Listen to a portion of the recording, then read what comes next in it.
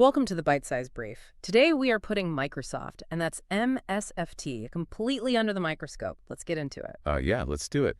There is a lot to unpack here today. Seriously, there is. Because, we are looking at this mind-boggling paradox right now in the spring of 2026. I mean, late last year, MSFT hit that historic $4 trillion market cap. Right, they're essentially floating on air. Exactly. It was the undisputed, unshakable king of the AI revolution. But fast forward to the first quarter of 2026, and the stock has plunged 25%. Yeah, it's a massive shift. That is its worst quarter since 2016, dropping to around $374 a share. It's just wild. It really represents a profound shift in market psychology. Yeah. And our goal today is to unpack this massive valuation reset. Right. We need to figure out if the market is just, overreacting to MSFT's massive AI infrastructure spending, or if the AI hype bubble is finally demanding real-world return on investment. And if you are listening to this right now, you are probably wondering if this is a massive trap or the ultimate buying opportunity. Okay, so compared to last quarter, what actually moved the needle here? Well, if you isolate just the top-line revenue numbers in the Q2 FY 2026 report, everything actually looks flawless. Oh, really? Yeah. Revenue hit $81.3 billion. That is up 17% year over year. And Azure itself grew an impressive 39%. Wow, so the sales are definitely still there. But what caused the stock to fall off a cliff then? The shocker that completely spooked Wall Street was the capital expenditures, or capex. Okay, how bad was it? In a single quarter, capex hit a staggering $37.5 billion. Wait, $37.5 billion in 3 months? Exactly. That is a 66% year-over-year increase. MSFT is now on track to spend well over $100 billion annually just on AI data centers and chips. That is just an unfathomable amount of money. It is. And because of this unrelenting spend, their gross margins compressed down to 68%. That's a 3-year low. So basically, it's kind of like building the world's most expensive, massive luxury hotel, but we don't know if enough guests are going to book the rooms to pay off the mortgage. That is a very accurate mechanical metaphor, actually. They are building infrastructure at a planetary scale, but the software revenue hasn't scaled to match it yet. Hold on. How does that actually affect MSFT's stock price for regular investors like me? Well, it comes down to the mechanics of margin compression. When MSFT physically builds a data center or buys GPUs, that cash goes out the door immediately. Right. But for accounting purposes, those assets have to be depreciated over time.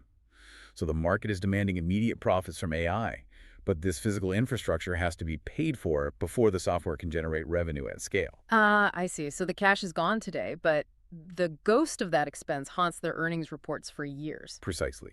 And that shrinks the gross margins, which causes institutional investors to panic and sell. Which means MSFT desperately needs that software revenue to catch up, and their whole strategy relies on Copilot, right? Yes, heavily on Copilot, but there's a massive disconnect there.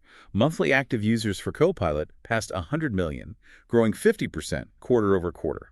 That sounds like a huge win, though. In a vacuum, yes. Yeah. But the paid commercial seats are only at 15 million. Out of 450 million commercial users, that is just a 3.3% conversion rate. Oh, wow. A 3.3% conversion rate.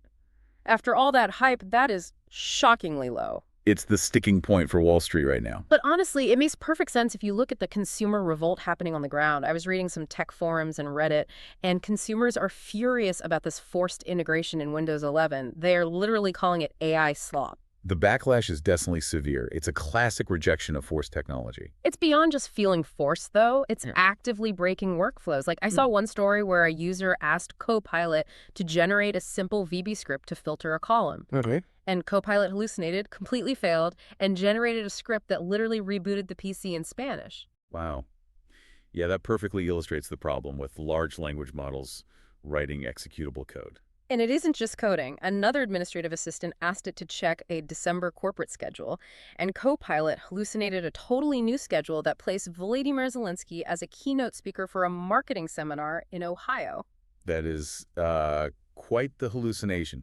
But I will say, MSFT is actively responding to this by scaling back Copilot in Windows to fix these exact bugs. Okay, but still. And enterprise adoption operates differently. For example, Publicis just purchased 95,000 Copilot seats. But if regular people hate it at home and are trying to uninstall it, Doesn't that poison the well when their bosses try to force them to use it at work? It is a core vulnerability, absolutely. Yeah. Utilization is the real metric, not just initial sales. And the pressure to make Copilot flawless is mounting. Which makes MSFT's reliance on OpenAI a massive potential risk, especially with the crazy drama we've seen lately. Oh, the OpenAI rift is a significant factor here. It's huge. OpenAI just signed a $50 billion exclusive cloud deal with Amazon for their new Frontier platform. I mean, it really makes you wonder how Amazon is going to restructure their entire AWS ecosystem around this, especially since Amazon has been quietly developing their own custom Trainium chips to avoid NVIDIA's markup. And But what does all that actually mean for MSFT investors? We have to stay focused on the impact to their Azure moat. oh, right, sorry, got a little distracted by the Amazon cloud wars. But bringing it back, that has to be terrifying for MSFT shareholders. It is an existential threat, which is exactly why MSFT is executing a massive strategic pivot. They aren't just relying on OpenAI anymore. So what are they doing instead? They are taking control of the entire hardware and software stack. They just launched their own custom silicon, the Maya 200 AI accelerator. Okay, how good is it? It boasts over 10 petaflops of performance and offers 30% better total cost of ownership compared to NVIDIA hardware. They also deploy the Cobalt 200 CPU. Oh, wow. And on the software side, they're moving away from simple chatbots to what is called Agentic AI. Like Copilot tasks and Agent 365, I've been seeing those names pop up. Exactly. Proactive AI that executes multi-step workflows.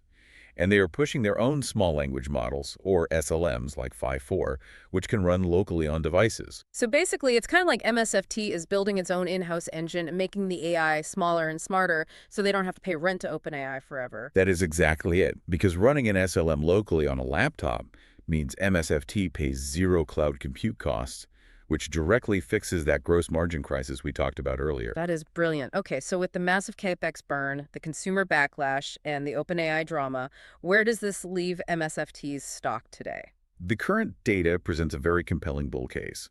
Because of the 25% drop, MSFT's forward PE has compressed to under 20x. Wait, really under 20x for MSFT? Yes, its lowest valuation multiple since June 2016.